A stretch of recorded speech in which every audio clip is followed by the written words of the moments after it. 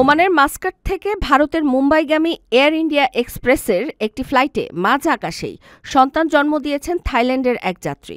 বুধবার ২৩ জুলাই এ ঘটনাটি ঘটে। ফ্লাইট চলাকালীন হঠাৎ প্রসব ব্যথা ওঠে ওই নারীর। সৌভাগ্যক্রমে বিমানে থাকা এক নার্স যাত্রী এবং প্রশিক্ষিত কেবিন ক্রুরা দ্রুত সহায়তায় এগিয়ে আসেন। কেবিন ক্রুরা প্রশিক্ষণের আলোকে বিমানে একটি নিরাপদ পরিবেশে সফলভাবে প্রসব প্রক্রিয়া সম্পন্ন করেন।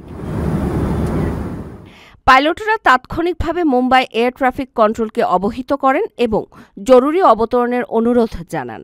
বিমানটি অবতরণের সঙ্গে সঙ্গেই প্রস্তুত রাখা হয় মেডিকেল টিম ও অ্যাম্বুলেন্স। মা ও নবজাতককে দ্রুত হাসপাতালে নিয়ে যাওয়া হয়।